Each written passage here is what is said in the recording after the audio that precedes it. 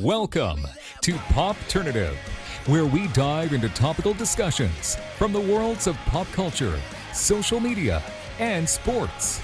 Here is your host, Peter Remoliotis, aka PD Beats. Hello and welcome to the Popternative podcast. It's the podcast and talk show where we have digital discussions from the worlds of sports, TV, film, pop culture, news, lifestyle, everything really. Depending on guests, we talk about it all. As always, I'm your host, Peter Remoliotis. On social media, you know me as PD Beats. This is one of our exclusive 2020 NHL draft interviews where we're interviewing players that will have the chance to get their name called, and they are one step closer to their dream to play in the National Hockey League. And we're speaking to our forward with the London Knights in the OHL. We are with Luke Evangelista. Luke, welcome to Popternative, man. Thank you for having me, man. No problem. I mean, it's like we said, it's the calm before the storm. It's October. We should have maybe had this conversation in July, but with everything going on, I mean, how have you been adapting to kind of this situation? Yeah, I mean, obviously our experience has been different from, prior years, but I mean, like, you're getting drafted to the NHL, like, whether it's July or October, I don't care. Like, it's just a huge honor, and it's, exciting times for sure. When they talk about mecca organizations and like the word mecca or big or iconic, you know what I mean? London Knights is kind of up there in junior hockey. This is one of the most kind of sought after organizations in junior hockey. For you specifically, I mean, you got drafted to the London Knights and then you played with the London Knights. What is that like playing for an organization like that? It's really special. Like, it's everything it's hyped up to be. I mean, obviously, like, the most known thing about London is the fans. Like, you're playing in front of a sold out building, 9,000 every night, and that's really special by itself. And then you factor in the fact that, like, they produce NHL players at just a crazy rate, and you really are treated like a pro in London, and it's a great city. So in terms of the places where you can be drafted in the OHL, London's got to be number one. Absolutely. And I have to say, because I've been to a Memorial Cup at London a long time ago covering it, and like, I love that rink. That you guys are very lucky to play in that barn. Absolutely. Like, the atmosphere, the facility itself, like, yeah, it's like a mini NHL rink. Well, Patrick Kane literally came in earlier this year, and he said exactly that. Like, it's a mini NHL team here, and he nailed it. It's an awesome place to play. Yeah, you look at the track record of like the players that have worn that jersey. It's kind of crazy. Yeah, like, you just look around the room and you look at whose pictures are up and whose jerseys are up and stuff. It's the culture there. It's incredible. Whether Patrick Kane, Mitch Marner, John Carlson, like, the list goes on. It's just incredible. For you specifically, I mean, everyone says, getting bigger, getting faster, getting stronger. But for Luke Evangelista, what have you been kind of working on specifically to kind of get to the next level, whether it's between your first year at London, your second year at London, or now kind of on your career to becoming a pro hockey player down the road? What have you kind of been working on specifically? Yeah, like you said, like, everyone's got to get bigger and stronger. That's a big thing for me. Like, I've been in the gym. Skating too is a big one. But I think one thing I worked hard on this summer was my shot. I think just because, I want to start scoring from farther out. And if I can add some velocity to my shot and, just make me even more of a weapon and, give me more options in the offensive zone, I think it'll, really improve my game and, open up plays for me, I think. No, absolutely. In terms of the style of play that Luke Evangelista will bring to the table, are you kind of a player that prides yourself on kind of a bunch of kind of elements and kind of ingredients to a recipe of a hockey player? There's the hockey sense that people talk about a lot, but what kind of do you bring to the table hockey-wise? Yeah, I think, playing in London, the Hunters taught me that you got to do everything well. You got to do the little things right. So for me as a player, like, I think that's one of those things that I pride myself on, is that I can, play a bunch of different roles. And, I don't think I have one skill necessarily that stands out, but I think I do a bunch of things well. So, obviously producing offense is a big thing for me, a big part of my game. But playing in London, Dale trusted me on the penalty kill this year. And, I took on more of a defensive role as well there too. So I think just playing a complete game and, using my hockey IQ and my hockey sense to my advantage, that's kind of what I'm all about. Absolutely. No, it's really good to see that. Have you had a chance to dial in and watch some of the NHL Stanley Cup finals that were in the bubble? Yeah, for sure. I mean, like once hockey came back on, that was, really all I was watching. It was just So did you notice how intense and how hard those games were? Like it was pretty crazy. absolutely. Like I think the biggest thing for me was even with no fans and nobody in the crowd, like it was just the pace was so high and the intensity is so high. Like, it still felt like Stanley Cup hockey or, playoff hockey, even without any fans, which, was kind of surprising for me. I thought there'd be a little bit of a drop off, but, guys were just, I think, happy to be back and playing and, obviously competing for the cup. But is it kind of like an intimidating, like not really concerning, but it's just like, like it's a whole different level, man. Like it's insane. You know what I mean? Yeah, seriously. I joke around with my buddies sometimes. I'm I'm in the OHL right now, and the next step is pro hockey. And you're gonna be playing against guys like Brandon Carlo or Zdeno Chara. The puck battles with them in the corner. Like I got to get stronger for sure. But yeah, it's just crazy how close you are.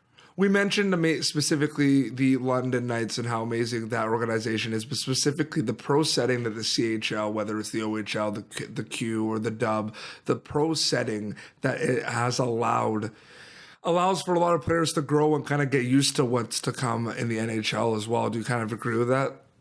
Yeah, for sure. I think, not only the OHL, but the CHL, it's like a great, feeder league into the NHL just because, it's similar schedules. Like you're playing a lot of games during the year. You're practicing every day. You're on the road a bunch. So I think it really is like the closest league you can get to, in junior hockey, in terms of, being a step below the NHL and, getting to the NHL someday. The NHL draft is kind of like circled on the calendar. That's kind of the focus right now. But there's another event that I'm hoping you guess what I'm talking about that happens around Christmas time. Yeah. That is obviously like it's everyone's dream to play in this event. That's the World Junior Hockey Championship. Yeah. I mean, isn't it insane? Like we all grew up watching that tournament. It's just crazy how big that tournament's become. For sure. I mean, it's been big for a long time now. Like I remember, over the past decade, like every Christmas, Boxing Day, New Year's Eve, like it's a tradition for Canadian families to watch the World Juniors. Absolutely. It's just insane. And that's obviously a team that you could have a chance to kind of make down the road. I mean, if you were given that opportunity, I mean, is it one of those things where is that kind of like on the list of things that you kind of want to accomplish, or have you not really had a chance to think about it that much? No, 100%. Like it's every kid's dream, to get drafted in the NHL, get drafted in the OHL, and then obviously, being this close to, having a shot at playing for Team Canada for World Juniors, like, it would be a huge honor, and it'd be an absolute dream come true. And I definitely hope someday down the road that I do get a chance to play in that tournament. During the quarantine, there's a lot of time to kind of watch TV shows. I don't know if you're a big TV guy. If you were, did you kind of watch a lot of stuff over the quarantine? Like, what did you watch? If the answer to that question is yes. Yeah, I tried a couple of things. Like, I'm not a huge TV or Netflix guy, but like, there really wasn't much else to do. So I watched obviously the Michael Jordan documentary series. I watched Tiger King. That was a big one. We interviewed Saf from Tiger King. He came on the show. Isn't that crazy? Really? Yes. Wow, that's surprising, actually. Yeah. So yeah, I tuned into that, Michael Jordan, and then just a couple movies. But those were the only two series I really watched. No, absolutely. It's pretty interesting. Even if it was like at the rec level, did you play ever sports besides hockey growing up? Yeah, I played rep soccer growing up, and then I played rep baseball in the summers as well. So yeah, I tried a bunch of different sports, but obviously hockey was what I loved. And do you think athletes realize how important that kind of is though? Like when you're growing up, like it is kind of important to to make you kind of a well-rounded athlete, even though you have one primary sport. For sure. I think playing sports growing up, if you're a hockey player, a lot of guys grew up playing lacrosse. I know that was a big one too, but I think it's really important to, you definitely experiment with other sports, and it's like just playing different sports. It's they kind of feed into each other a little bit. Like you can take skills you learn from different sports and use it in whatever sport you're playing. So I definitely think it's important. Talking to a lot of media and people covering the NHL draft, a lot of people talk about you as someone also that oozes character. You have a lot of character. That's kind of an important thing as well. And we are seeing character kind of stand out in drafts. For example, Moritz Seider and Ty Dellandrea are two players that they are saying their draft stock went up and they got drafted higher because they were great in interviews. They're just like great people. You know what I mean? Yeah. Like, it must be cool to hear that people are saying that about you. Yeah, it definitely is. Like you said, character is a big thing. And, it's a big part of being a good teammate and good player. So I think, people recognize that and saying that, like, it makes me feel like, I'm doing a good job as a person. So yeah, it's definitely something good that I like to hear. Another thing that's kind of interesting is your dynamic of, I kind of call you like, and I talked to this with like, not just hockey players, anyone in kind of your age group that are in the public eye a lot, like actors on TV shows, but you're like the middle people I call, because what ends up happening is, you guys are 18, 19 playing for the London Knights. You know what I mean? You're going to the rink every day. You're playing in front of fans. There are fans and players that are younger than you guys that look up to you and say, I want to one day play for the London Knights like Luke Evangelista. You know what I mean? But at the same time, you're also young enough that you're also looking up to players. You know what I mean? I kind of want to model your game. So you're kind of like in the middle. Have you ever thought about that? Yeah, I think that's another big thing about being in London too, is you notice that a lot more. Like we do a lot of community events where we get to meet a lot of kids, and after the games too, just going out in the lobby, and there's a whole lineup of people trying to meet some of the players. So I was in their shoes not too long ago as well. Like I remember looking up to guys that were playing the OHL in my hometown. So I definitely take that into mind when you're talking to these kids and just being around them for sure. Absolutely. Well, Luke, thank you so much for coming on Popternative. I'm glad we were able to finally do this, man. Yeah, thank you, Pete. So very quickly, if a team has a chance to draft Luke Evangelista, why should they draft Luke Evangelista?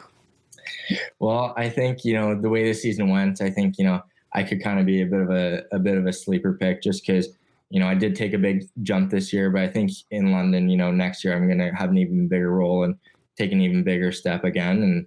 And between that and the fact that I think I'm a very coachable guy, and like a guy that a coach likes to have on his team, like I said, just can play a bunch of different roles and can adapt, and like I said, very coachable. I think I would be a good team guy and a guy that a coach would really like to have.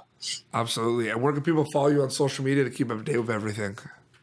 On Instagram, Luke Evangelista, and then on Twitter, LEvange22.